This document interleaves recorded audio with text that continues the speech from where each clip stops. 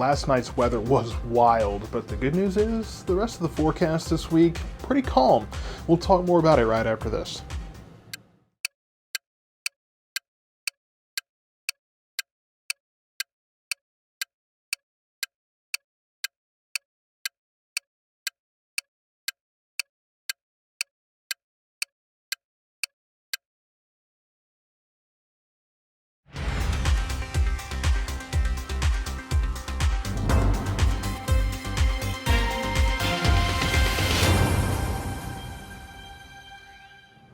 The storms last night were brutal across our area, but we did get some great pictures, as you can see from this one from Chris Gutierrez over in Italy, always sending me good pictures. And a couple of things I want to show you. Number one, of course, you've got your anvil here, just beautiful structure on this storm. And here's your rain-free base. Now, this is where we were watching for that rotation last night.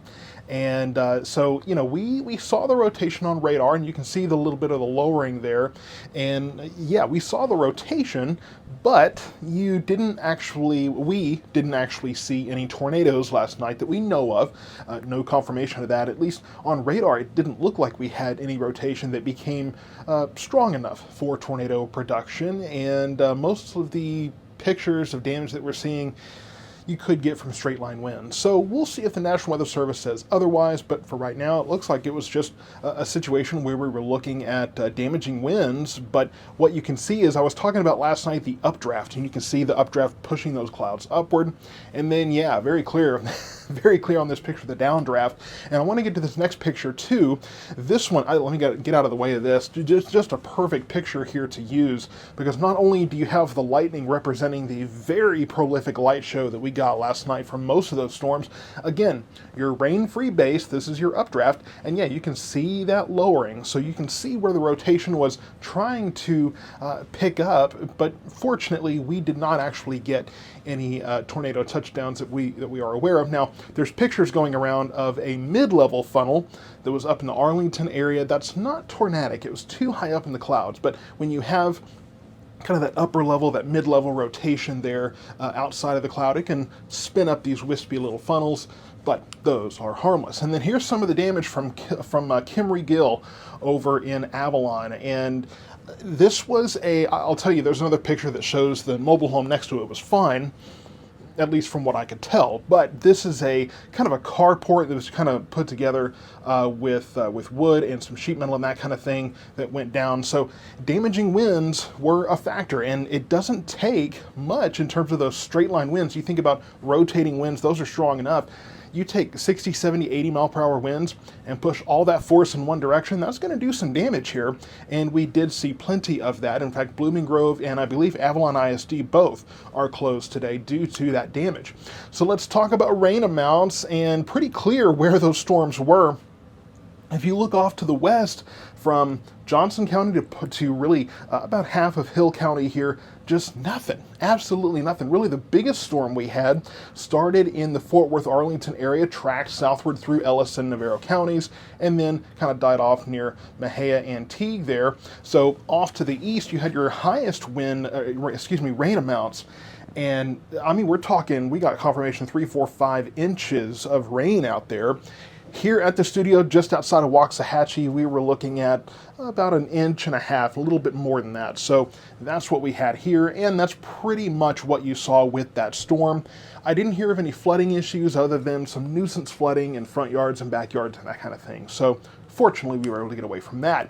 You look at the hail track here, and man, you can see where this storm tracked from, again, just south of Arlington there, down through Red Oak and Waxahachie. One of the biggest kind of pulses of hail we had there was in the Avalon area, and then again down in the Blooming Grove area. So what's interesting is, again, Avalon, Blooming Grove, that's where we also have the strongest wind damage. So that is indicative, again, of that downburst, those downdraft, downburst winds, where you have the air that's getting pushed down out of the storm, spreads out in all directions, and then that goes out from there, and that shows those downbursts. And we were showing that on radar last night too. So those downbursts often are associated with heavy rain and hail because it's all that force pushing all that precipitation downward. And you had a strong updraft too because the hail is created by the updraft carrying the rain up into the storm. It freezes and then it gets bigger and bigger the stronger that updraft is, and eventually it takes a downdraft, takes it being heavy enough, or a downburst, to push it downward. So just kind of more indications of what we saw from those storms last night. Now, for right now, for today, our highs are going to be quite a bit cooler than they were yesterday. We're talking 10, 12 degrees cooler, 87, 88 across the area, and it's pretty humid this morning. The good news is, though, that will be changing. Overnight tonight, it's going to be nice, 67, 68 degrees across the area. Some of us could get down to 66, 65 if you're lucky enough to be in one of those low-lying areas where the cool air kind of settles in. So right now, September 25th, we are not only are we 3 months away from Christmas Day right now, but we are looking at sunrise at 7:17, sunset at 7:20, so pretty close together there. Won't be long before the night hours are actually longer than the day hours. And then our normal high has dropped a degree, 87, so we're right around normal where we should be today. We'll be warming up a little bit, and the dry air that's filtering in will help us to warm up. And here's all of that moisture from that cold front. It's pretty clear where the cold front is. So we have the dry air that will be filtering in through the day. It's going to take a little while for those dew points to drop, but once that the dry air in the upper levels, that's what you're looking at right now. This is water vapor looking at the upper levels of the atmosphere. Once this filters in and mixes down, by evening, overnight, tomorrow morning, you'll feel the drier air, and yes, that will let us warm up a little efficiently. We actually have something in the tropics to talk about. It's been a busy hurricane season, but everything's stayed out in the Atlantic. We do have one little rotation here off the Yucatan Peninsula that has about a 10% chance in the next week of actually developing into something. So really just looks like a rainmaker there in the Gulf. Probably won't do anything here, but hey, it's something to talk about, right?